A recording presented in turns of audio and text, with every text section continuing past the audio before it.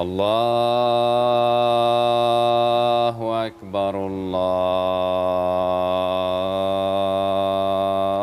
الله أكبر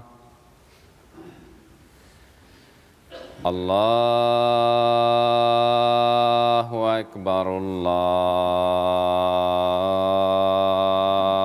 الله أكبر أشهد أن لا إله إلا الله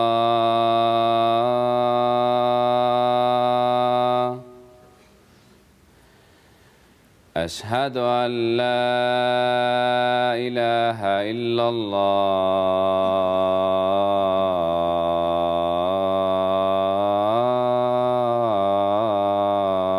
الله أشهد أن محمدًا رسول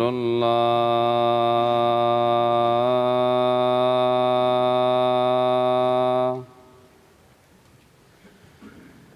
أشهد أن محمدًا رسول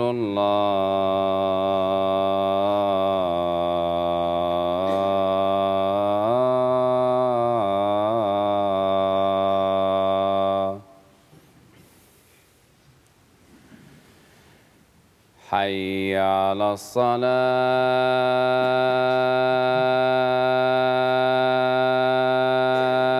الصلاة حي على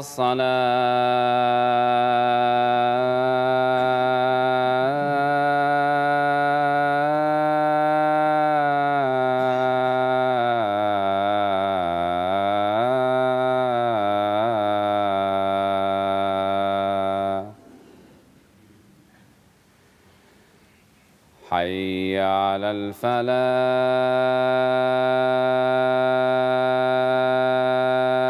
الفلاح حي على الفلاح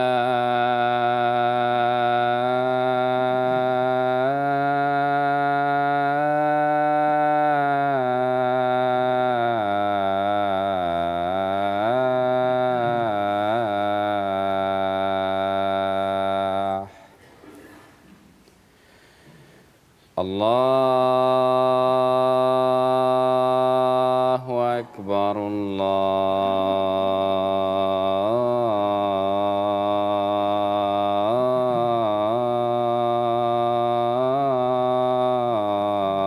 الله أكبر لا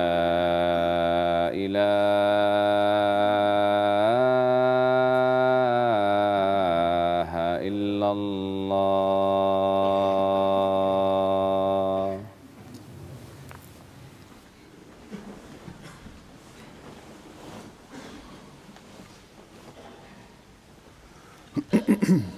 السلام عليكم ورحمة الله.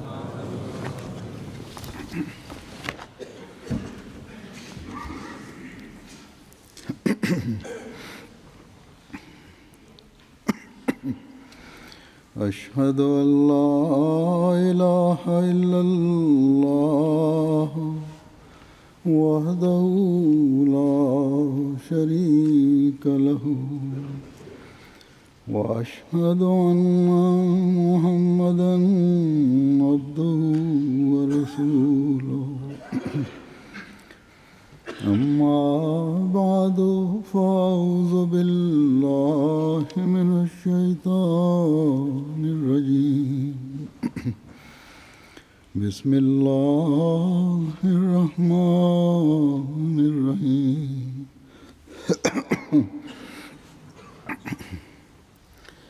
الحمد لله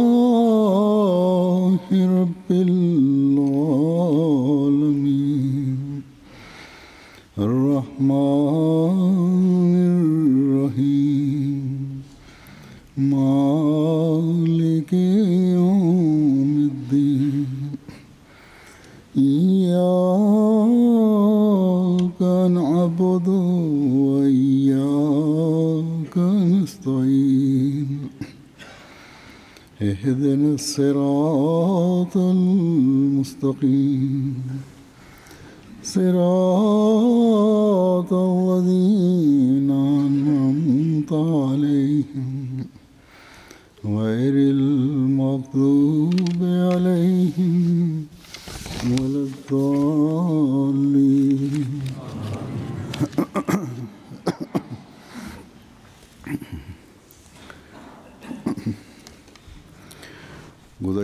গত খুতবায় আমি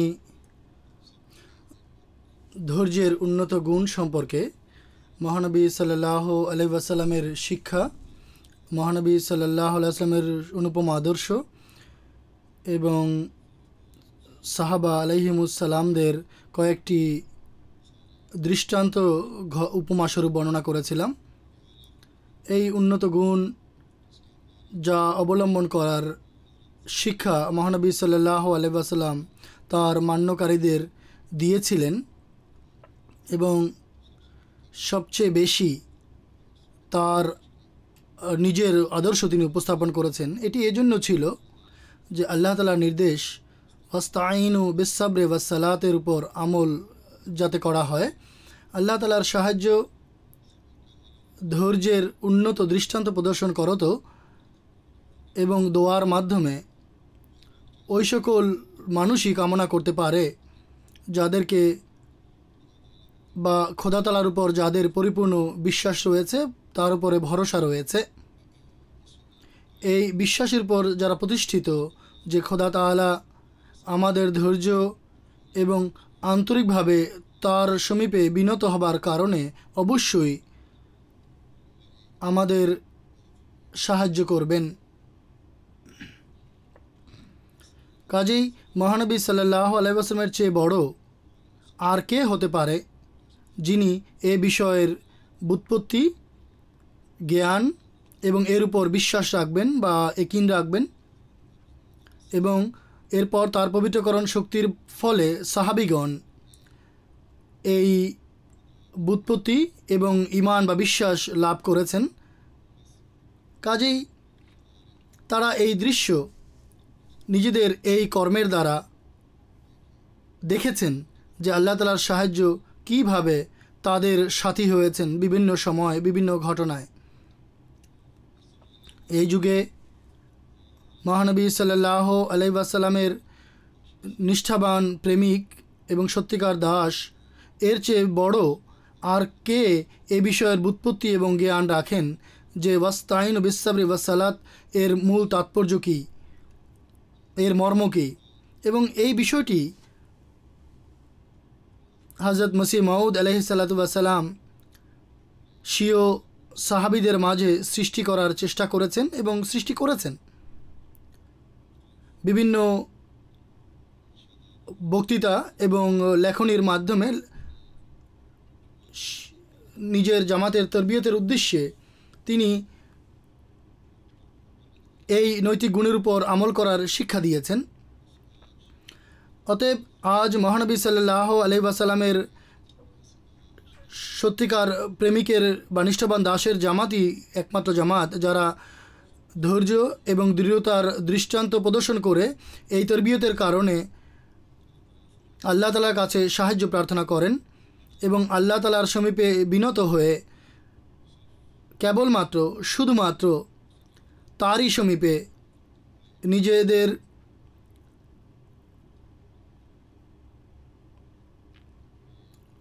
নিজেদের হৃদয়ের অবস্থা তুলে ধরেন এবং এই সব কিছু ব্যবহারিকভাবে আমরা হযরত মসিহ মাউদ আলাইহিসসালাতু ওয়াসসালাম আমাদেরকে করে দেখিয়েছেন এবং সেই তরবিয়তের প্রভাব আজও জামাতের মধ্যে বহমান রয়েছে যে জামাত এই আদর্শকে এই উন্নত গুণকে এখনও ধরে রেখেছে। সব ধরনের কঠোরতার ক্ষেত্রে হযরত মসিহ মাউদ আলাইহিসসালাতু ওয়াসসালাম কঠোরতার সম্মুখীন হযরত মসিহ মাউদ তার দাবির পরে সম্মুখীন হয়েছেন, কিন্তু তিনি সর্বদা ধৈর্য এবং উদ্যম প্রদর্শন করেছেন। কেবলমাত্র নিজেই করেছেন তা নয়, বরং তিনি তার সাহাবীদেরকেও একথাই বলেছেন যে যদি আমার সাথে তোমরা যুক্ত হয়ে থাকো তাহলে সেই আদর্শ তোমাদেরকে প্রতিষ্ঠা করতে হবে, যে আদর্শ মহানবী সাল্লাল্লাহু আলাইহি ওয়াসাল্লাম প্রতিষ্ঠা করেছিলেন এবং যার উপর পরিচালিত হয়ে সাহাবা রেদওয়ানুল্লাহ আলাইহিমগণ নিজেদের জীবনযাপন করার চেষ্টা করেছেন, জীবন অতিবাহিত করার চেষ্টা করেছেন। এখন আমি আপনাদের সামনে হযরত মসিহ মাউদ আলাইহিসসালাতু ওয়াস সালামের জীবনের কয়েকটি ঘটনা তুলে ধরব, যে কিভাবে তিনি আলাইহিসসালাতু ওয়াস সালাম বিভিন্ন সময় ধৈর্যের অনুপম দৃষ্টান্ত প্রদর্শন করেছেন। ছোট ছোট বিষয় থেকে শুরু করে বড় বড় ক্ষেত্রেও তিনি তার মান্যকারীদেরকে উপদেশ দিয়েছেন এবং অত্যন্ত কঠোরভাবে এই বিষয়ের উপর আমল করার জন্য তিনি নির্দেশ দিয়েছেন। আল্লাহ তাআলা হযরত মসিহ মাউদ আলাইহিসসালাতু ওয়াস সালামকে সরাসরি বিভিন্ন সময় ইলহামপূর্বক এই গুরুত্বপূর্ণ বিষয়ের প্রতি দৃষ্টি আকর্ষণ করেছেন যে ধৈর্য এবং উন্নত নৈতিক গুণাবলীর আঁচল সর্বদা ধরে রাখবে, পরিস্থিতি যাই হোক না কেন।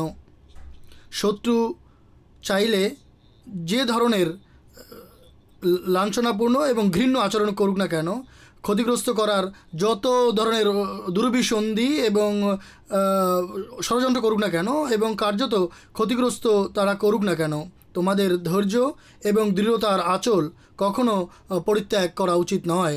ধৈর্য এবং অবিচলতা কখনো পরিহার করা উচিত নয়।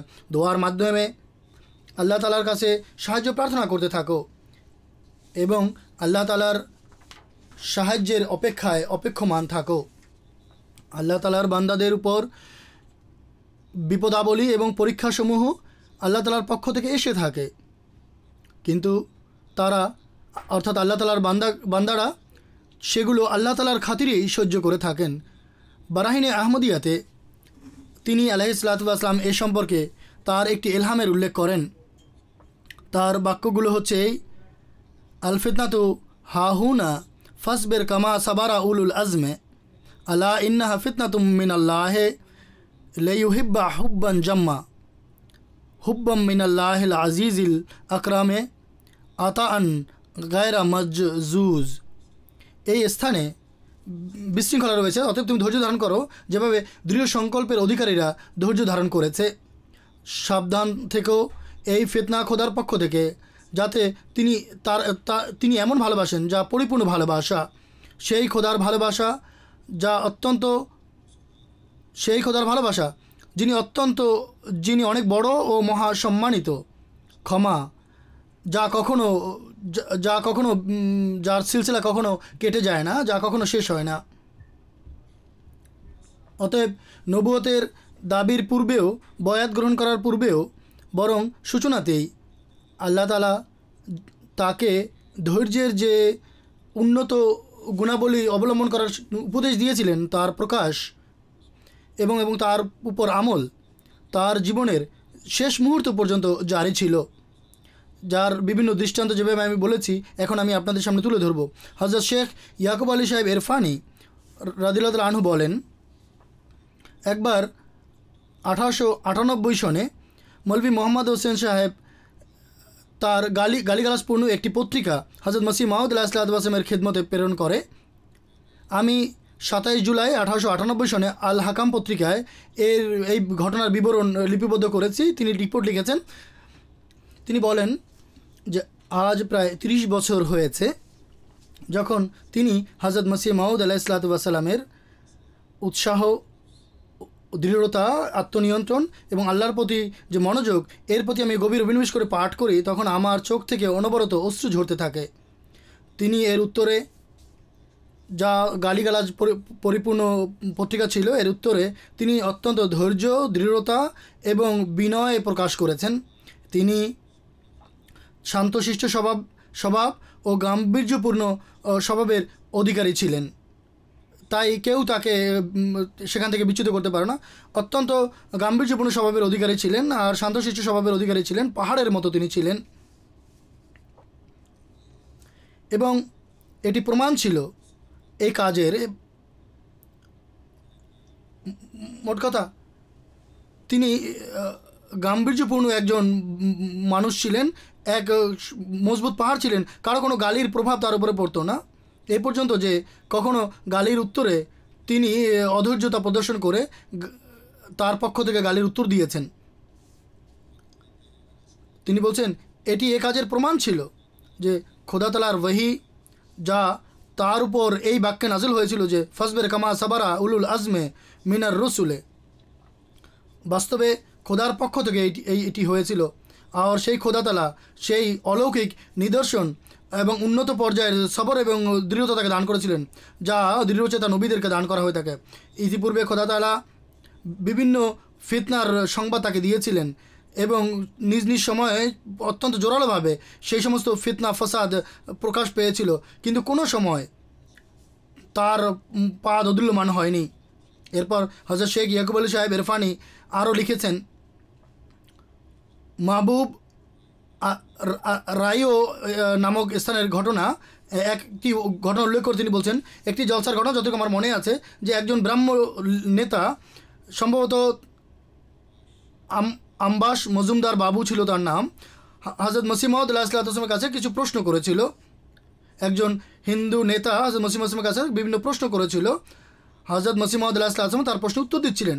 তখন একজন নোংরাভাষী বিরোধী আসে এবং সে হযরত মসিহ মাউদ আলাইহিসসালামের মোকাবেলায় সামনাসামনি অত্যন্ত মর্মপীড়াদায়ক নোংরা আক্রমণ করে।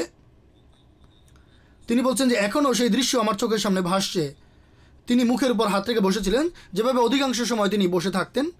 তার রীতি ছিল পাগড়ির একটি কোণা তার মুখের উপর তিনি রাখতেন, পাগড়ির একটি কাপড়ের টুকরো তিনি তার মুখের উপর রাখতেন, অথবা অনেক সময় মুখের উপর হাত রেখে তিনি বসে থাকতেন। তিনি নিশ্চুপ বসেছিলেন, এদের বসে বসে এদের গালি শুনছিলেন, আর সেই বিশৃঙ্খলা সৃষ্টিকারী দুর্ভাগা কটু কথা বলে যেতে থাকে। তিনি আলাইহিসসালাম এমনভাবে নিবিষ্ট এবং নিমগ্ন হয়ে বসেছিলেন যে তিনি সুমিষ্ট কোনো আলোচনা শুনছেন, যে কিছুই হচ্ছে না। সেই হিন্দু নেতা তাকে বিরত করার চেষ্টা করেছিল, কিন্তু সে পরোয়া করেনি। হযরত মসিহ মাউদ আলাইহিসসালাম তাকে বলেন, আপনি কিছু তাকে বলবেন না, তাকে বলতে দিন। পরিশেষে সে নিজেই বেহুদা কথা বলতে বলতে ক্লান্ত হয়ে যায়, তারপর উঠে সেখান থেকে চলে যায়। সেই ব্রাহ্ম নেতা অত্যন্ত প্রভাবিত হয় এই ঘটনা দেখে। তিনি বলেন যে এটি আপনার অনেক বড় নৈতিক গুণের বিকাশ সেখানে হয়েছে। তখন তিনি তাকে চুপ করাতে পারতেন, তার নিজের ঘর থেকে বের করে দিতে পারতেন, কেননা সেই ব্যক্তি হযরত মসিহ মাউদের ঘরেই সেই ব্যক্তি এসেছিল। আর বেহুদা কথা বলার কারণে তার সামান্য একটু ইশারায় তার জিহ্বা কেটে নেওয়া হতে পারত, কিন্তু তিনি আলাইহিসসালাম পরিপূর্ণ সহিষ্ণু এবং আত্মনিয়ন্ত্রণে ব্যবহারিক দৃষ্টান্ত বা প্রমাণ সেখানে উপস্থাপন করেছেন। হযরত শেখ ইয়াকুব আলী সাহেব ইরফানি লিখেছেন, জলন্ধর নামক স্থানে মীর আব্বাস আলী সাহেব হযরত মসিহ মাউদ আলাইহিসসালামের সমীপে বসে বিভিন্ন আপত্তি করছিল। হযরত মখদুমে মিল্লাত মৌলভী আব্দুল করিম সাহেব সিয়ালকোটি রাদিয়াল্লাহু তাআলা আনহু সেই বৈঠকে উপস্থিত ছিলেন এবং তিনি স্বয়ং আমাকে এই ঘটনা শুনিয়েছেন। তিনি বলেন, মৌলানা সাহেব বলেন, আমি দেখছিলাম যে মীর আব্বাস আলী সাহেব একটি আপত্তি করত, আর হযরত মসিহ মাউদ আলাইহিসসালাম অত্যন্ত অনুগ্রহ, দয়া ও কোমলতার সাথে তার উত্তর দিতেন। আর যেভাবে হযরত মসিহ মাউদ আলাইহিসসালাম তার উত্তর এবং বলার ধরন নরম করছিল, আর মীর সাহেবের আচরণ উদ্ধত হচ্ছিল। এ পর্যন্ত সে প্রকাশ্য নির্লজ্জতা এবং বেয়াদবি করা আরম্ভ করে এবং ভদ্রতা এবং সৌজন্যতার সকল সম্পর্ক থেকে মুক্ত হয়ে তুই-তুকারি করতে আরম্ভ করে। আমি দেখছিলাম যে হযরত মসিহ মাউদ আলাইহিসসালাম এমন পরিস্থিতিতে তাকে একথাই শুধু বলছিলেন যে জনাব মীর সাহেব, আপনি আমার সাথে চলুন, আমার কাছে থাকুন, আল্লাহ তাআলা আপনার জন্য অবশ্যই কোনো নিদর্শন প্রকাশ করবেন এবং আপনাকে সৎপথ প্রদর্শন করবেন ইত্যাদি ইত্যাদি। কিন্তু মীর সাহেবের রাগ এবং ঔদ্ধত্য বেড়ে যাচ্ছিল। মৌলভী সাহেব বলেন যে আমি হযরত সাহেবের সহ্য ক্ষমতা এবং সংযম দেখে সেই মীর আব্বাস আলী সাহেবের যে আচরণ তা আমি সহ্য করতে পারিনি। এত সত্ত্বেও যে হযরত মসিহ মাউদ আলাইহিসসালাম অত্যন্ত ধৈর্য এবং সহিষ্ণুতা প্রদর্শন করছিলেন, তার উপর বাড়াবাড়ি হচ্ছিল, তা তিনি সহ্য করতে পারছিলেন না। তিনি বলছেন যে আমি, অর্থাৎ মৌলভী আব্দুল করিম সাহেব বলছেন, আমি অনেকক্ষণ নিজেকে নিয়ন্ত্রণ করছিলাম এবং আত্মসম্ভ্রমহীন হবার অপরাধী মনে করছিলাম নিজেকে। আমার সামনে হযরত মসিহ মাউদ আলাইহিসসালামের উপর এই ধরনের আক্রমণ করছে এবং আমি নিশ্চুপ সেখানে বসে আছি। আমি আর ধৈর্য ধরতে পারিনি এবং নিজের অপারগতা সত্য তার কাছে তেড়ে যাই এবং জোরে তাকে ধমক দেই,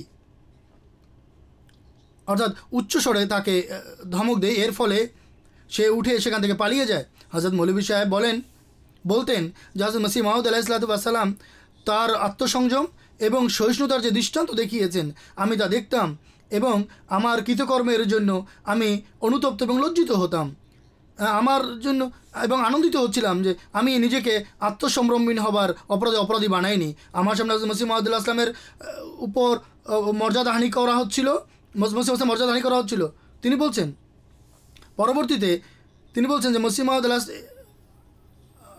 মাউদ সামনে আমি বসেছিলাম, আমার আদব বা শিষ্টাচারের চাহিদা এটাই ছিল যে আমার সে নিশ্চুপ থাকা উচিত ছিল, আমার আবেগ দমন করা উচিত ছিল।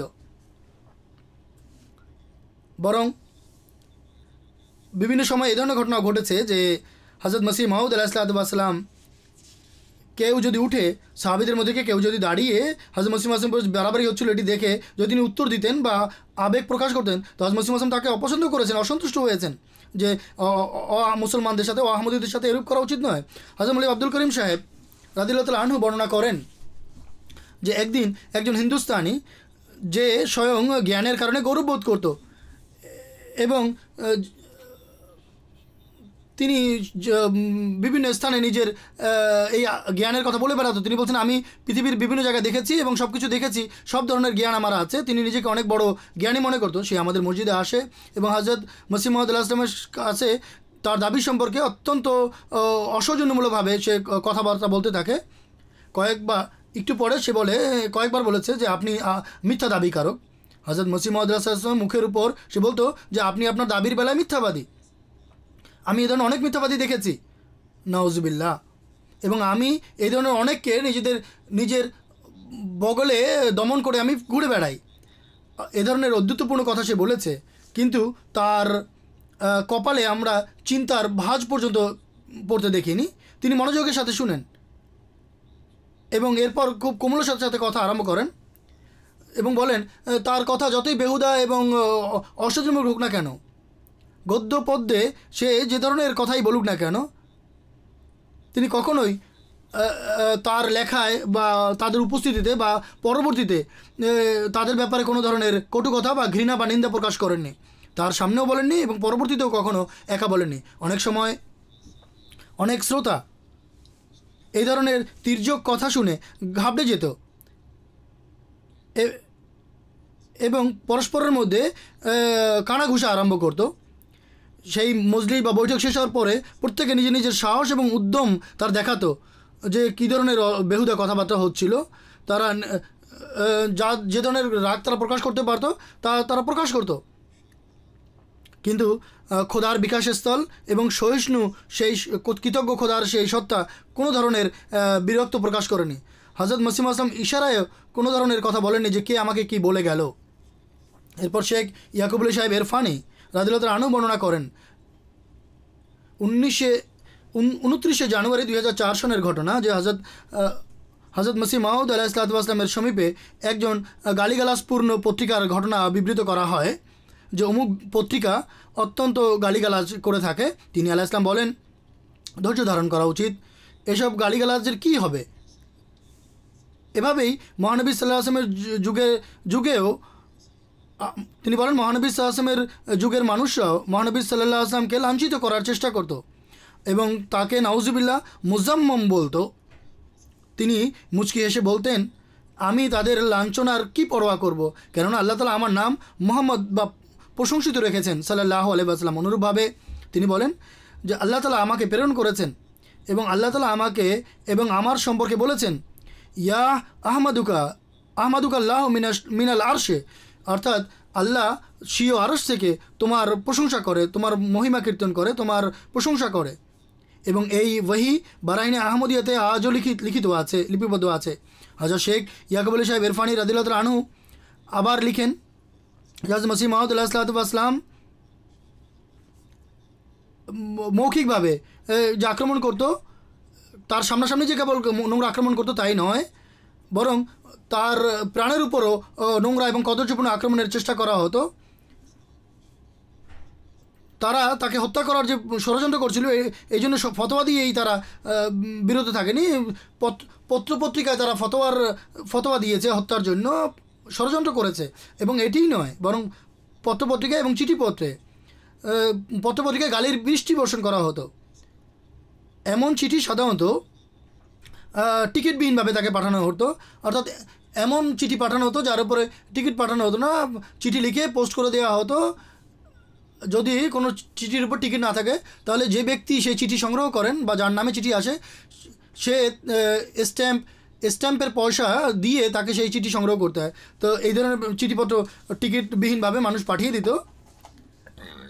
আর হযরত মসিহ মাউদ আসলাম নিজের পকেট থেকে ডাক মাসুল উসুল করে সেই চিঠি সংগ্রহ করতেন, অর্থাৎ হযরত মসিহ মাউদ আলাইহিসসালাম তার পয়সা আদায় করতেন। তিনি বলেন, খোদার মনোনীত সেসব চিঠিপত্র নিজের পকেট থেকে ডাক মাসুল দিয়ে সংগ্রহ করতেন, নিজের পকেট থেকে পয়সা দিয়ে সেই চিঠিপত্র তিনি সংগ্রহ করতেন। যেভাবে আমি বলেছি, যখন খুলতেন তখন এর মধ্যে প্রথম থেকে নিয়ে শেষ পর্যন্ত নোংরা এবং অশ্লীল গালিগালাজ ছাড়া আর কিছুই থাকতো না।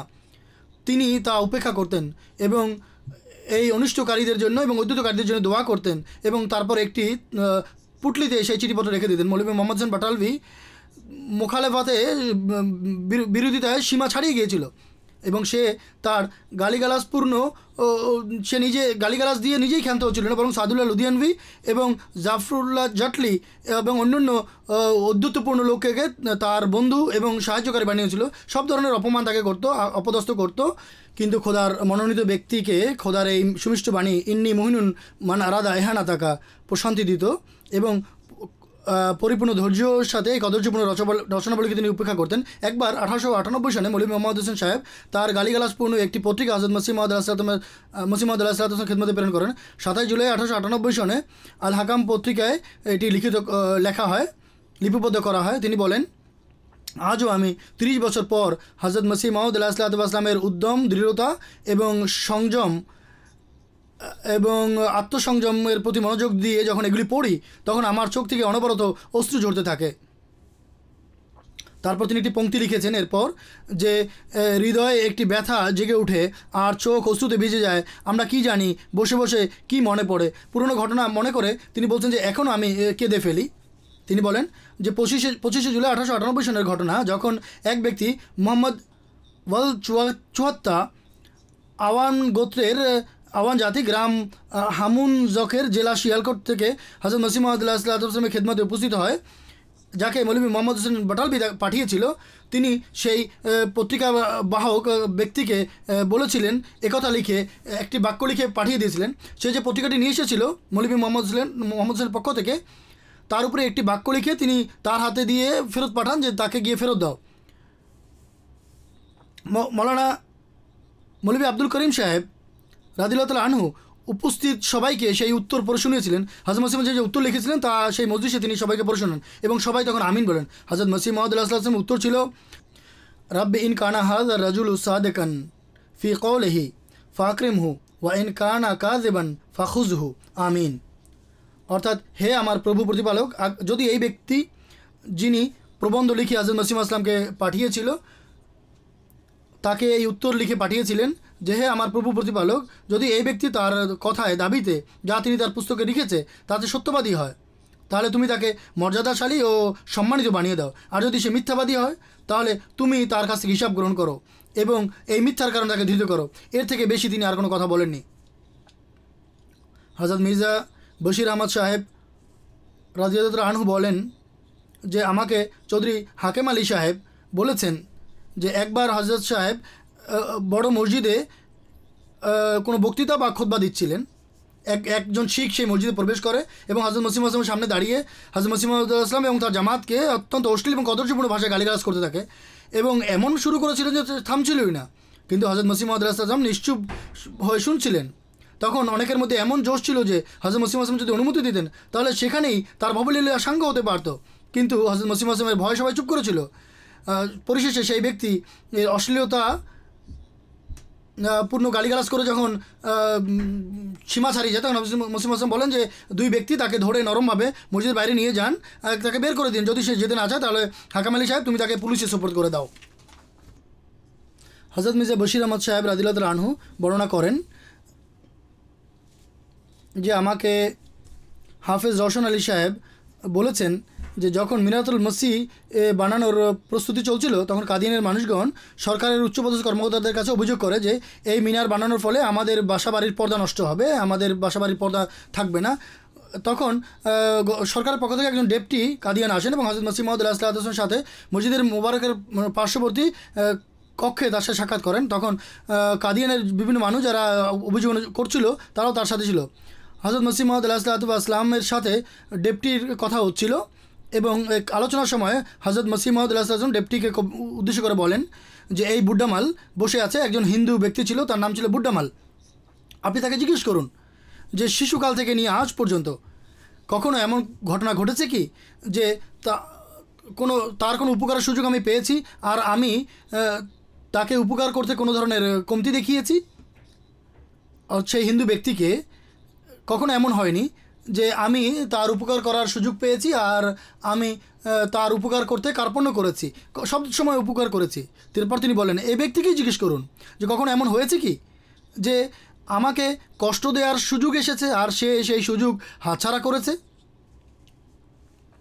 অর্থাৎ সে সর্বদা যখনই সে সুযোগ পেয়েছে হযরত মসিহ মাউদ আলাইহিসসালামকে দুঃখ কষ্ট দিয়েছে, কিন্তু হযরত মসিহ মাউদ আলাইহিসসালাম এর উত্তরে যখনই সুযোগ পেয়েছেন তাকে উপকার করেছেন বা তার উপকার করেছেন।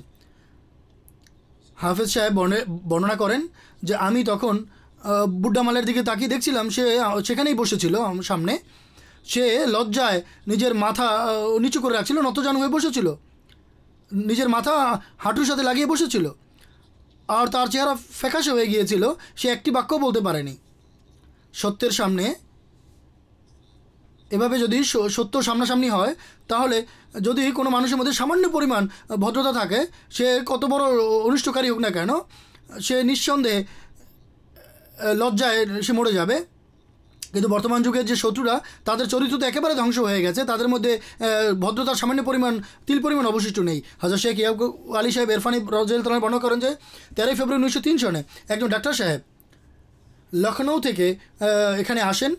তার কথা অনুযায়ী তিনি নিজেকে বাগদাদি বংশোদ্ভূত বলে দাবি করতেন এবং তিনি দীর্ঘদিন থেকে লখনৌতে বসবাস করছেন। তিনি বলছেন যে কয়েকজন মানুষ তাকে হযরত মসিহ মাউদ ইসলামের অবস্থা জানার জন্য তাকে পাঠিয়েছেন। তিনি হযরত মসিহ মাউদ ইসলামের সাথে প্রশ্ন করতে থাকেন। তখন তার কথার মধ্যে ঔদ্ধত্য, উপহাস এবং ধৃষ্টতা পরিলক্ষিত হচ্ছিল। হযরত মসিহ মাউদ আলাইহিসসালাম তার প্রতি ভ্রুক্ষেপ করেননি এবং তার কথার উত্তর দিচ্ছিলেন যথাযথভাবে। কথাবার্তা চলাকালীন সময় তিনি একবার বলেন যে আপনি দাবি করেন যে আপনার চেয়ে ভালো আরবি আর কেউ লিখতে পারে না, আপনি ভালো তর্কভাগিস এবং দক্ষ। যে মসিহ আসলাম বলছেন যে আমার চেয়ে ভালো আরবি কেউ লিখতে পারে না। হযরত মসিহ আসলাম বলেন যে হ্যাঁ, এটি আমার দাবি, আল্লাহ তাআলা আমাকে আরবি ভাষা শিখিয়েছেন, আমার চেয়ে ভালো কেউ বলতে পারে না এবং কেউ লিখতেও পারে না। তো তখন এর উত্তরে সে অত্যন্ত ঔদ্ধত্যপূর্ণ এবং ধৃষ্টতাপূর্ণ উপহাস করত। সে বলে যে বেয়াদবি মাফ করবেন, আপনার মুখ থেকে সঠিকভাবে কাফ ও উচ্চারিত হয় না। এর হযরত মসিহ মাউদের সামনে সেই উত্তর দেয় যে আপনি বলেন যে আপনি ভালো আরবি লিখতে পারেন, আপনার চেয়ে ভালো আরবি কেউ লিখতে পারে না, কিন্তু আপনার মুখ থেকে আরবিতে সঠিকভাবে কাফও উচ্চারিত হয় না। তিনি বলেন যে আমি স্বয়ং উপস্থিত ছিলাম সেই বৈঠকে। শেখ সাহেব বলছেন তার কথা বলার ধরন অত্যন্ত অবাধ্যপূর্ণ এবং অত্যন্ত কষ্টদায়ক ছিল যে আমরা সহ্য করতে পারছিলাম না। কিন্তু হযরত মসিহ আসলামের সহ্য ক্ষমতা দেখে আমরা নিশ্চুপ ছিলাম। হযরত মাওলানা আব্দুল লতিফ সাহেব শহীদ রাদিয়াল্লাহু তাআলা আনহু তিনিও সেই মসজিদে উপস্থিত ছিলেন, কিন্তু তিনি ধৈর্য ধারণ করতে পারেননি, নিজেকে ধরে রাখতে পারেননি, সংযত থাকতে পারেননি। তিনি তার দিকে তেড়ে যান এবং ধমক দেন। এই কথা কাটাকাটি বেড়ে যায় এবং এটি শেষ পর্যন্ত হাতাহাতি পর্যন্ত পৌঁছায় বা হাতাহাতি উপক্রম হয়। হযরত মসিহ মাউদ আলাইহিসসালামের নিষ্ঠাবান ও জীবন উৎসর্গকারী শিষ্যকে থামিয়ে দেন। তখন সেই ব্যক্তি হযরত মসিহ মাউদকে সম্বোধন করে বলেন যে গালিগালাজ এবং উপহাস সহ্য করা নবীদের সুন্নত, হজরত আকদাস মসিহ আসলাম বলেন, আমি আপনার প্রতি অসন্তুষ্ট নই, এখানে বিনয় এবং আমার পক্ষ থেকে আপনি বিনয়ই দেখতে পাবেন। আমি এই কথা শুনে অসন্তুষ্ট হয়নি। হজরত মৌলভী সাহেব যদি কিছু বলে থাকেন, এটি তার নিজের হৃদয়ের আবেগ প্রকাশিত হয়েছে এবং আমি তাকে বাধা দিয়েছি। এবং যখন সে হজরত মসিহ মাউদ আলাহিসাল্লামের উপর কাফ না বলতে পারার আক্রমণ করে, তো হজরত আকদাস বলেন যে আমি তো লখনৌবাসী নই, যে আমার উচ্চারণ লখনৌবাসীদের মতো নয়, আমি তো একজন পাঞ্জাবি। তিনি বলেন হজরত মুসা আলাহিসাল্লামের উপরও এই আপত্তি হয়েছিল যে লা ইয়াকাদু ইউবিন, এবং হাদিস শরীফে মাহাদি সম্পর্কে এসেছে যে তার মুখের তোতলামি থাকবে। হজরত সাহেবজাদা আব্দুল লতিফ সাহেব যখন এই ঘটনা ঘটে, তখন হজরত মসিহ আসলাম তার উপস্থিত জামাতকে সম্বোধন করে বলেন, সেখানে যারা বসেছিল তাদেরকে উদ্দেশ্য করে বলেন যে আমার নীতি অনুযায়ী যখনই কোনো মেহমান আসবে, যদি তার সাথে কথা কাটাকাটি গালিগালাজও হয়, তখন তাকে উপেক্ষা করা উচিত, কেননা সে আমাদের মুরিদদের মধ্যে অন্তর্ভুক্ত নয়। আমাদের কী অধিকার আছে যে আমরা তাদের কাছ থেকে সেই সম্মান এবং সম্ভ্রম চাইব যা আমরা মুরিদদের কাছ থেকে কামনা করি? অতএব এটিও তাদের এহসান যে তারা আমাদের সাথে যদি নরম করে কথা বলে। তিনি বলেন, খোদার রসুল সাল্লাল্লাহু আলাইহি ওয়াসাল্লাম বলেছেন, যে ব্যক্তি সাক্ষাৎ করতে আসে তার তোমার উপর অধিকার আছে। আমি মনে করি যদি মেহমান সামান্য পরিমাণে কষ্ট পায় তাহলে এটি গুনাহ হবে আমাদের জন্য। তাই আমি চাইব যে আপনারা অপেক্ষা করুন, আপনারা ধৈর্য ধরুন, কেননা তাদের এবং আমাদের কলেমা এক, কলেমার মধ্যে আমরা একই কলেমায় বিশ্বাসী।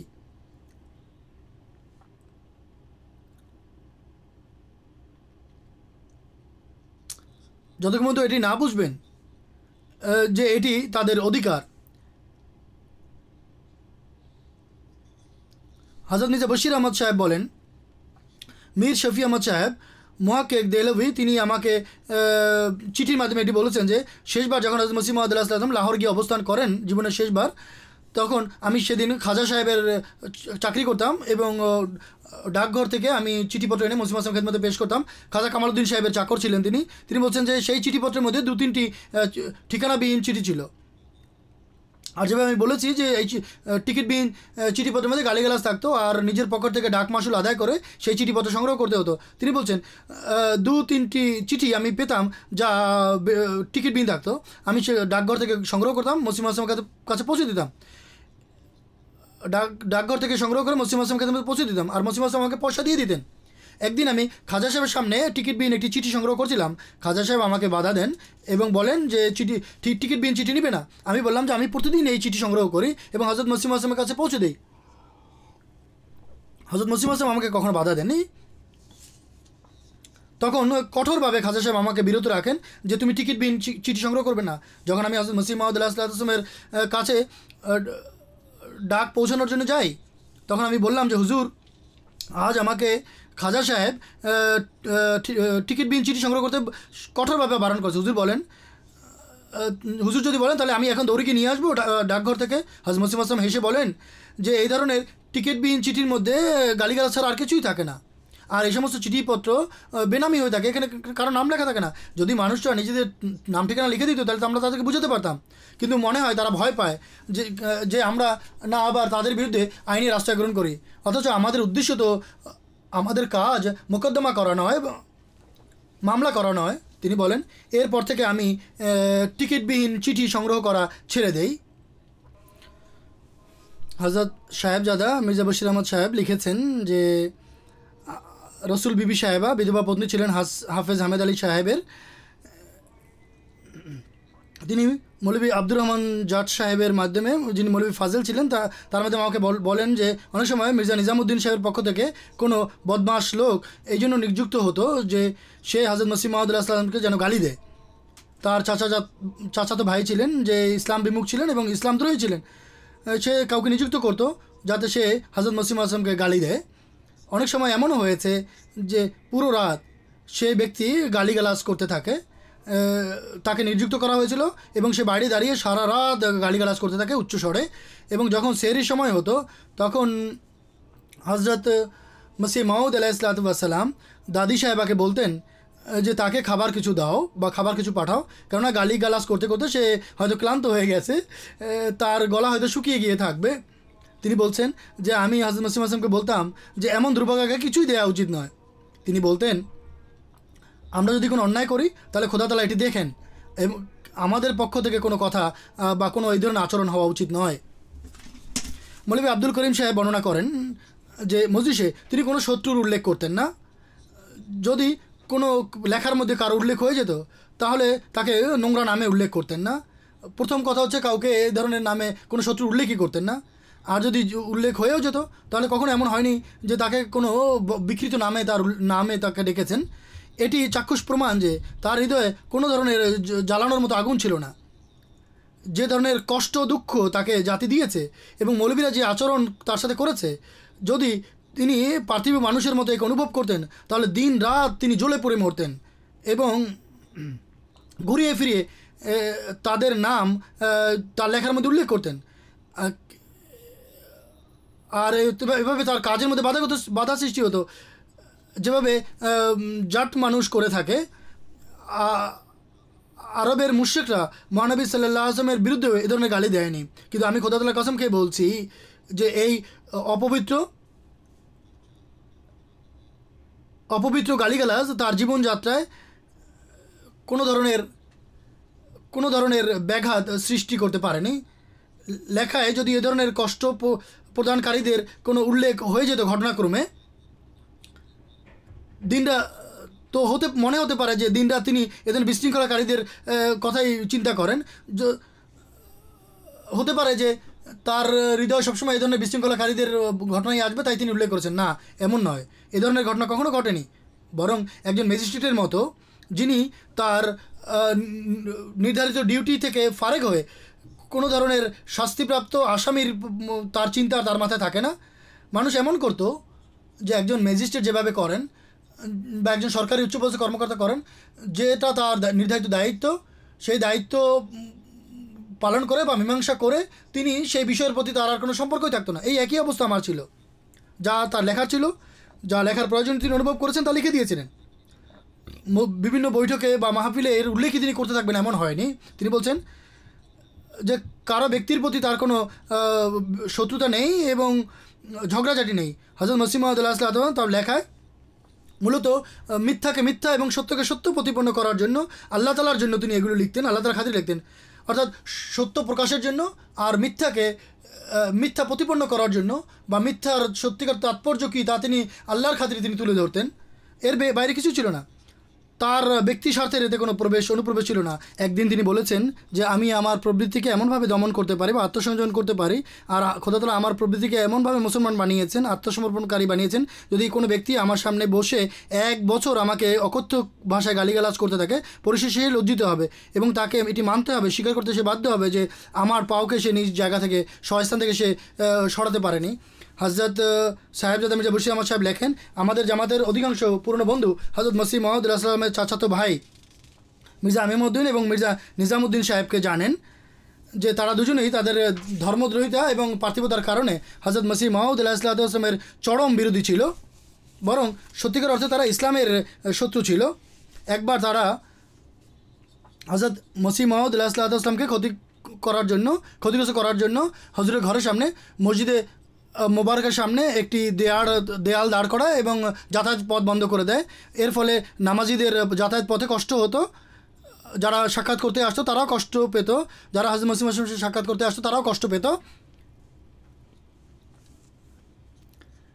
এবং ছোট্ট যে জামাত ছিল, এই ছোট্ট জামাত চরম কষ্টে নিপতিত ছিল, চরম কষ্টের সম্মুখীন হয়েছিল। মোট কথা তারা যেন গৃহবন্দী হয়ে গিয়েছিল। এ কারণে উকিলদের পরামর্শ অনুযায়ী আইনের আশ্রয় নিতে হয় এবং দীর্ঘদিন একটি কষ্টদায়ক মামলা চলতে থাকে। আল্লাহ তাআলার সুসংবাদ অনুযায়ী হযরত মসিহ মাউদ আলাইহিস সালাম এই মামলায় জয়ী হন। হযরত মসিহ মাউদ আলাইহিস সালামের উকিল হুজুরকে জিজ্ঞেস না করেই, হুজুরকে জানায়নি বরং জানায়ওনি, মির্জা ইমামদ্দিন এবং মির্জা নিজামদ্দিন সাহেবের বিরুদ্ধে ক্ষতিপূরণের মামলা দায়ের করে এবং এর কারণে তাদের যে সয় সম্পত্তি ছিল তাদের তাক্রক করার নির্দেশ আসে। সে যুগে মির্জা সাহেবদের কাছে কিছুই ছিল না। তারা অত্যন্ত বিনয়ের সাথে চিঠি লেখে হযরত মসিহ মাউদ আলাইহিস সালামের খেদমতে, সকল শত্রুতা সত্ত্বেও হজরত মসিহ আসলামের পক্ষে সিদ্ধান্ত হয়েছিল, রায় হয়েছিল। তারপর তারা বিনয়ের সাথে এই চিঠি লেখে যে ভাই হয়ে আমাদের বিরুদ্ধে ক্ষতিপূরণ মামলা করে কেন আমাদেরকে লাঞ্ছিত করছো। হজরত মসিহ আসলাম যখন এই অবস্থা সম্পর্কে জানতে পারেন, তিনি অত্যন্ত অসন্তুষ্ট হন। উকিলকে বলেন, আমি তোমাকে কবে এই ধরনের মামলা করতে বলেছিলাম, মামলা তুলে নাও। তারপর তাদেরকে সংবাদ পাঠান, আপনারা নিশ্চিন্ত থাকেন, কোনো ধরনের ক্ষতিপূরণ আপনাদেরকে দিতে হবে না, আমার অজান্তে এই ধরনের কার্যক্রম হয়েছে।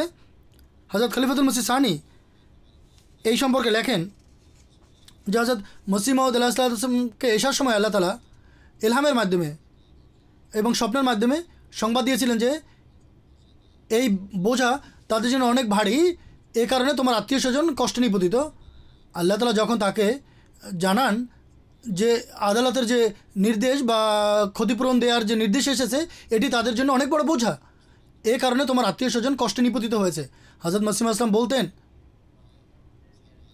পুরো রাত আমি ঘুমাতে পারিনি, তাই আমি তৎক্ষণাৎ লোক পাঠাই যে তাদেরকে গিয়ে বলে দাও যে তোমাদের ক্ষতিপূরণ কিছুই দিতে হবে না, কোনো ধরনের ক্ষতিপূরণ তোমাদের কাছ থেকে আদায় করা হবে না। হজরত মির্জা বশির আহমদ সাহেব রাদিয়াল্লাহু তাআলা আনহু বর্ণনা করেন যে খাকসার নিবেদন করে যে হজরত মসিহ আসলামের যুগে, বিশেষ করে প্রাথমিক যুগে কাদিয়ানের মানুষের পক্ষ থেকে জামাতকে চরম কষ্ট দেওয়া হতো। মির্জা ইমামউদ্দিন সাহেব এবং মির্জা নিজামউদ্দিন সাহেবের উল্লেখ হয়েছে, তাদের প্ররোচনায় কাদিয়ানের জনগণ, বিশেষভাবে শিখরা জামাতকে কষ্ট দেওয়ার জন্য উঠে পড়ে লেগেছিল। তারা মানুষকে প্ররোচিত করত, শিখদেরকে, এবং বিশেষভাবে আহমদীদেরকে তারা চরম কষ্ট দিত। যারা এই হজরত মসিহ মাউদ আলাইহিসসালামের সাথে সাক্ষাৎ করার জন্য আসতো তাদেরকে কষ্ট দিত। আর কেবলমাত্র মুখের কথায় কষ্ট দিয়েই তারা ক্ষান্ত হয়নি, বরং দাঙ্গা ফাসাদ এবং মারামারি পর্যন্ত তাদের আচরণ পৌঁছে যেত, মারামারি তারা করত। যদি আহমদী কোনো মহাজের ভুলে কোনো কৃষকের ভূমিতে পায়খানা পেশাব করার জন্য যেত, সেখানে তো যথারীতি টয়লেটের ব্যবস্থা নেই, যারা গ্রামে বাস করেন তারা জানেন। যদি বাইরে কোনো ক্ষেতের মধ্যে তারা পায়খানা পেশাব করতে চলে যেত, তখন সেই শিখরা তাদেরকে বাধ্য করতো যে তারা যেন নিজেদের হাত দিয়ে সেই পায়খানা উঠে বা নোংরা তুলে নেয়। এবং কয়েকবার সম্মানিত আহমদীরা তাদের হাতে মারধরের শিকার হয়েছে, মার খেয়েছে। কোনো আহমদী যদি কোনো কুয়া থেকে মাটি তুলে নিত, তাহলে শ্রমিকদের কাছ থেকে কোদাল এবং মাটি চিনে নিয়ে তাদেরকে সেখান থেকে বের করে দিত।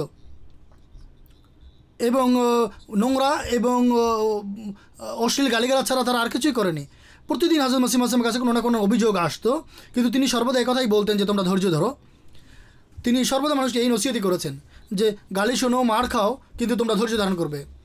অনেক উদ্দীপক জসিলা আহমদী হজরত মসিহের কাছে আসতো এবং হুজুর আমাদেরকে কমপক্ষে মোকাবিলা করার অনুমতি দিন, তারপর দেখুন যে আমরা তাদেরকে স্বয়ং আমরা সিধা করে ছাড়বো। হজরত মসিহ বলতেন যে না, ধৈর্য ধরো। একবার সৈয়দ আহমদ নূর মহাজের কাবুল থেকে যিনি এসেছিলেন, তিনি তার কষ্টের উল্লেখ করেন। তিনি কাবুলের বাসিন্দা ছিলেন, পাঠান ছিলেন এবং মোকাবেলা করার অনুমতি চান। তার রাগের স্বভাব ছিল। হজরত মসিহ আসলাম বলেন, যদি শান্তি এবং ধৈর্যের সাথে এখানে বাস করতে চাও করতে পারো, আর যদি লড়াই ঝগড়া করতে চাও, ধৈর্য ধরতে না পারো, তাহলে কাবুল ফেরত যাও। সুতরাং এই শিক্ষারই ফলাফল ছিল যে বড় বড় সম্মানিত আহমদী যারা অন্যের কোনো সামান্য কোনো কথাও সহ্য করতে পারতো না, তারা লাঞ্ছিত এবং নিম্ন পর্যায়ের লোকদের কাছে কষ্ট পেত, কিন্তু কখনও ধৈর্য হারা হননি। একবার এমন হয়েছে যে একজন দরিদ্র আহমদী তার ঘরের জন্য কুয়া থেকে কিছুটা মাটি সে তুলে আনে, ঘর বানানোর জন্য সেখানে কিছু মাটি তুলে আনে। শিখ এবং অন্যান্য লোকরা দল বেঁধে লাঠি সোঁটাসহ সেই তার ঘরের উপরে আক্রমণ করে। প্রথমে সেই আহমদীরা নিজের আত্মরক্ষা করতে থাকে, কিন্তু যখন সেই নিরাপদ আহমদীকে মারতে থাকে এবং তার ঘরকেও ভাঙচুর করে, তখন বেশ কয়েকজন আহমদী মিলে এর প্রতি মোকাবেলা করে। তখন দুপক্ষেরই কিছু মানুষ আহত হয়, পরিশেষে আক্রমণকারী সেখান থেকে পালিয়ে যায়। সুতরাং এটি প্রথম ঘটনা ছিল। কাদিয়ানের গায়ের আহমদীরা জানতে পারে যে আহমদীরা তাদেরকে ভয় পায় না, বরং আহমদীরা নিজেদের ইমামকে ভয় পায়। এরপর পুলিশ এই ঘটনার তদন্ত করে।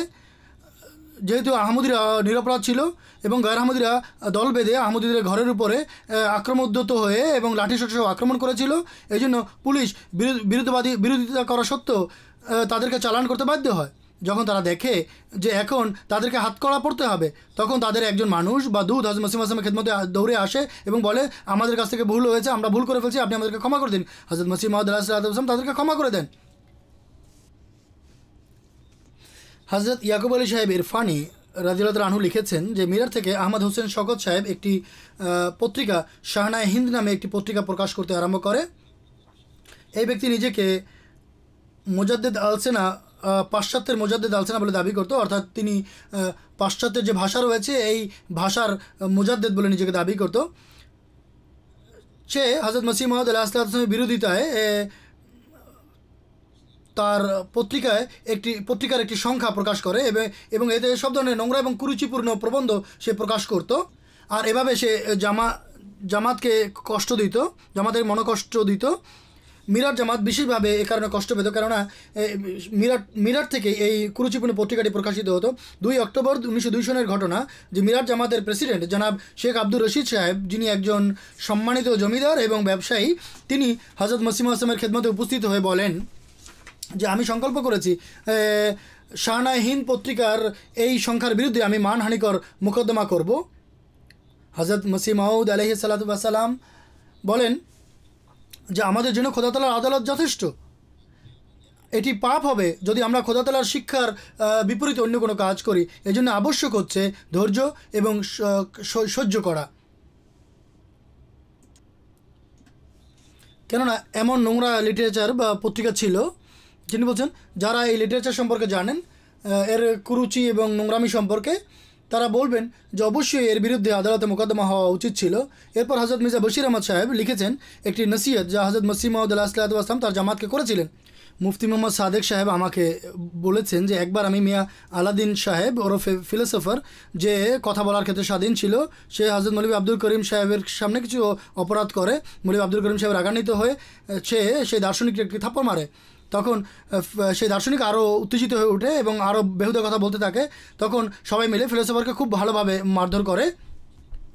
তারপর সেই দার্শনিক চৌরাস্তায় দাঁড়িয়ে জোরে জোরে চিৎকার করতে থাকে। তার স্বর এত উচ্চ হয় যে হযরত মসিহ মাউদ আলাইহিস সালামের কান পর্যন্ত সেই শব্দ পৌঁছে। তিনি মাগরিব নামাজের পূর্বে মসজিদে আসেন। তখন তার চেহারার উপরে আমরা রাগের চিহ্ন দেখছিলাম এবং তিনি মসজিদের এদিক ওদিকে পায়চারি করছিলেন। তখন হযরত মৌলভী সাহেব আব্দুল করিম সাহেব সেখানে উপস্থিত ছিলেন। হযরত মসিহ মাউদ আসলাম বলেন যে এভাবে কাউকে মারা অত্যন্ত অপছন্দনীয় কাজ এবং এটি অত্যন্ত নোংরা কাজ করা হয়েছে। মৌলভী সাহেব তার নির্দিষ্ট প্রমাণের জন্য কিছু কথা বলেন। হযরত মসিহ মাউদ আসলাম বলেন এটি একেবারেই অযৌক্তিক কথা, অপছন্দনীয় কথা। খোদার রসুল আপনাদের মাঝে উপস্থিত আছেন, তখন আপনারা স্বয়ং কোনো কাজ করার সিদ্ধান্ত নিতে পারেন না, বরং আমাকে জিজ্ঞেস করে নেওয়া উচিত ছিল। তিনি বলছেন যে এরপর হযরত মৌলভী সাহেব কেঁদে ফেলেন এবং হযরত মসিহ মাউদের কাছে ক্ষমা চান। এরপর সেই যারা মেরেছিল, যারা সেই দার্শনিককে মেরেছিল, তারা সবাই গিয়ে দার্শনিকের কাছে ক্ষমা চায়, এ পর্যন্ত যে তাকে সন্তুষ্ট করে ফেলে। তারপর লেখা হচ্ছে তাকে দুধ দিয়েও পান করানো হয়েছিল। হযরত মসিহ মাউদ আলাইহিস সালাতু ওয়াস সালাম বলেন, হে মানব মণ্ডলী, তোমরা শুনে রাখো, এটি তার ভবিষ্যৎবাণী, যিনি আকাশ ও পৃথিবীর স্রষ্টা। তিনি তার এই জামাতকে পৃথিবীর সকল দেশে বিস্তৃত করে দিবেন এবং সত্য মিথ্যার মধ্যে পার্থক্যকারী দলিল দ্বারা সবার উপরে বিজয় দান করবেন। সেদিন আগত বরং অতি সন্নিকট, যখন পৃথিবীতে কেবলমাত্র এই একটি মাত্র ধর্ম থাকবে যাকে অত্যন্ত সম্মানের দৃষ্টিতে দেখা হবে। খোদা এই জামাতকে উচ্চ মর্যাদা এবং অসাধারণ আশিসে বিভূষিত করবেন এবং যে একে বিনষ্ট করার চেষ্টা করবে তাকে ব্যর্থ ও নিষ্ফল করে দেয়া হবে। এই বিজয় চিরকাল প্রতিষ্ঠিত থাকবে, এমনকি কিয়ামত পর্যন্ত এটি প্রতিষ্ঠিত থাকবে। যদি আমার সাথে ঠাট্টা বিদ্রূপ করা হয় তাহলে এই ঠাট্টা বিদ্রূপে আমার কী ক্ষতি হবে? কেননা এমন কোনো নবী নেই যার সাথে ঠাট্টা বিদ্রূপ করা হয়নি। অতএব প্রতিষ্ঠিত মসির সাথে ঠাট্টা বিদ্রূপ করা আবশ্যক ছিল। যেমন আল্লাহ তাআলা বলেন, ইয়া হাসরাতান আলাল ইবাদ মা ইয়াতিহিম মির রাসূলিন ইল্লা কানু বিহি ইয়াস্তাহজিউন। সুতরাং খোদার পক্ষ থেকে এটি একটি নিদর্শন, নবীদের সাথেই ঠাট্টা বিদ্রূপ করা হয়ে থাকে। কিন্তু এমন ব্যক্তি যিনি সব মানুষের সামনে আকাশ থেকে অবতীর্ণ হবেন আর তার সাথে ফেরেশতারাও থাকবে, তার সাথে কে ঠাট্টা বিদ্রূপ করবে? এই যে খ্রিস্টানদের বিশ্বাস যে হযরত ঈসা আলাইহিস সালাম আকাশ থেকে অবতীর্ণ হবেন এবং ফেরেশতাদের কাঁধে হাত রেখে, তিনি বলছেন যিনি এভাবে অবতীর্ণ হবেন তার সাথে কে ঠাট্টা বিদ্রূপ করবে? কাজে এই যুক্তি থেকে বুদ্ধিমান ব্যক্তি বুঝতে পারবেন প্রতিষ্ঠিত মসির আকাশ থেকে অবতরণ একটি অলীক ধারণা মাত্র। স্মরণ রেখো, কেউ আকাশ থেকে অবতীর্ণ হবে না। আমাদের সকল বিরুদ্ধবাদী যারা আজ জীবিত আছে তারা সকলে মরবে, কিন্তু কেউ তাদের মধ্যে মরিয়মের পুত্র ঈসাকে আকাশ হতে অবতীর্ণ হতে দেখবে না। এরপর তাদের সন্তানরাও মরবে, আর তাদের মধ্যে হতে কেউ মরিয়মের পুত্র ঈসাকে আকাশ হতে অবতীর্ণ হতে দেখবে না। এরপর তাদের সন্তানদের সন্তানেরা মরবে, কিন্তু তারাও মরিয়মের পুত্রকে আকাশ হতে অবতীর্ণ হতে দেখবে না। তখন খোদা তাদের হৃদয়ে উৎকণ্ঠা সৃষ্টি করবেন যে ক্রুশের প্রাধান্যের যুগ অতিবাহিত হয়ে গেল এবং পৃথিবীর অবস্থাও পাল্টে গেল, কিন্তু মরিয়মের পুত্র ঈসা আলাইহিস সালাম এখনও আকাশ হতে অবতীর্ণ হলেন না। এখানে অবস্থায় বুদ্ধিমান ব্যক্তিরা দেখতে দেখতে এই বিশ্বাসের প্রতি বীতশ্রদ্ধ হয়ে পড়বেন। আজ হতে 3য় শতাব্দী অতিবাহিত হওয়ার পূর্বেই মুসলমান বলুন বা খ্রিস্টান, ঈসা আলাইহিস সালামের জন্য অপেক্ষমান সকলেই অত্যন্ত নিরাশ ও বিতৃষ্ণ হয়ে এই মিথ্যা বিশ্বাসকে পরিত্যাগ করবে। তখন পৃথিবীতে কেবল এক ধর্ম এবং একজনই নেতা হবেন। আমি কেবল একটি বীজ বপন করতে এসেছি, অতএব আমার হাতে সেই বীজ বপিত হয়েছে। এখন তা অর্থাৎ চারা গাছ বড় হবে এবং বিকশিত হবে, কেউ একে প্রতিহত করতে পারবে না। এখন এই যে আপত্তি করে মানুষ, অনেক দুর্বল মানুষ তাদের খপ্পরে পড়ে যে কতদিন পর্যন্ত তোমরা ধৈর্য ধারণ করতে থাকবে। আমি গত খুতবায় উল্লেখ করেছিলাম, এই যে আমাদের নামধারী শুভাকাঙ্ক্ষীরা রয়েছে, তারা কেন আমাদের ব্যাপারে চিন্তিত? স্বয়ং নিজেদের চরকায় তেল দিন আর নিজেদের চিন্তায় চিন্তিত হন। আমাদের ব্যাপারে চিন্তা করার কোনো প্রয়োজন নেই। হযরত মসিহ মাউদ আলাইহিস সালাম এই কথা বলেননি যে এই সকল বিপদাবলী এবং বিরোধিতা আপনি দূরীভূত হয়ে যাবে বা অল্প সময়ের মধ্যে দূরীভূত হয়ে যাবে, আর 30 বছর বা 40 বছরের মধ্যে বা 100 বছরের মধ্যে পুরো বিশ্বে আহমদিয়া ছড়িয়ে পড়বে। বরং তিনি বলেছেন যে আজ থেকে 3য় শতাব্দী দূর, তিনি তাসকিরাতুস শাহাদাত তিনি বলছেন আজ থেকে 3য় শতাব্দী অতিবাহিত হবে না, 3 শতাব্দীর কথা তিনি বলছেন, অর্থাৎ 107 বছর পূর্বে তিনি এটি লিখেছেন।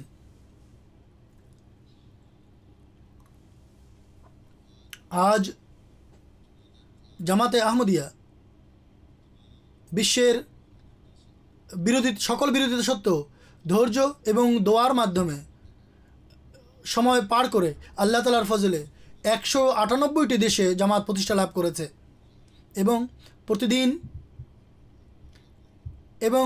প্রতিনিয়ত জামাত উন্নতি করছে। বিশ্বের সকল অংশে আজ আপনারা জামাতে আহমদিয়াকে প্রতিষ্ঠিত দেখতে পাবেন এবং এই উন্নতি শত্রুদেরকে প্ররোচিত করছে। বিরোধিতা বাড়ছে, শত্রুতা বৃদ্ধি পাচ্ছে, জামাতের বিরুদ্ধে ষড়যন্ত্র হচ্ছে, দুরভিসন্ধি হচ্ছে। এটি কেবল এই জন্যই যে আজ তারা জামাতকে দ্রুত বিস্তার লাভ করতে দেখছে।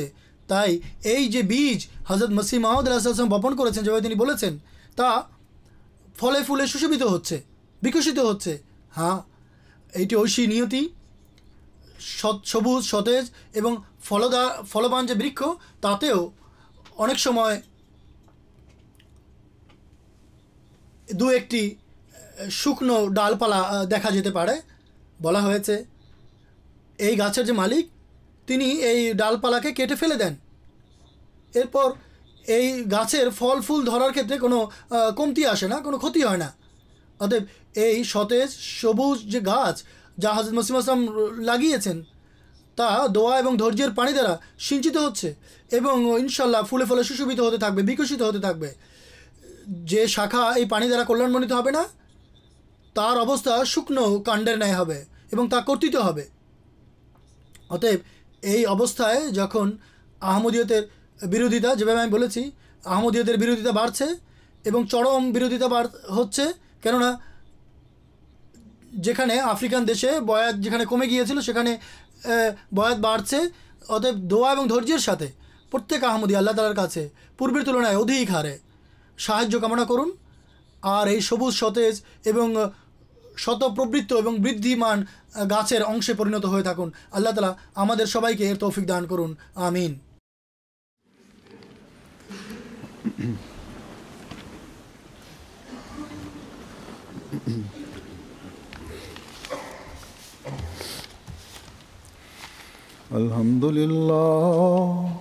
আলহামদুলিল্লাহ নাহমাদুহু ওয়া নাস্তাঈনুহু ওয়া নাস্তাগফিরুহু ওয়া নু'মিনু বিহি ওয়া নাতাওয়াক্কালু আলাইহি ওয়া নাউযু বিল্লাহি মিন শুরুরি আনফুসিনা ওয়া মিন সাইয়্যাতি আ'মালিনা من يهده الله فلا مضل له ومن يضلل فلا هادي له ونشهد أن لا إله إلا الله ونشهد أن محمدا عبده ورسوله عباد الله رحمكم الله إن الله يأمر بالعدل والإحسان وإيتاء ذي القربى وينهى عن الفحشاء والمنكر والبغي يعظكم لعلكم تذكرون اذكروا الله يذكركم وادعوه يستجب لكم ولذكر الله أكبر